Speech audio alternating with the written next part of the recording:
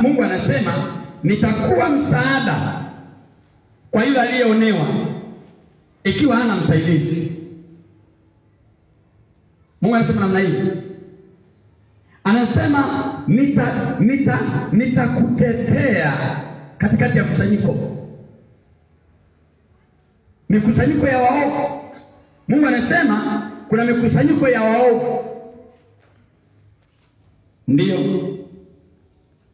Ambaye Mungu anasema yamkini watu hawa watakusanyana juu yako, lakini watu wote watakao kusanyana juu yako wataanguka kwa shauri lao.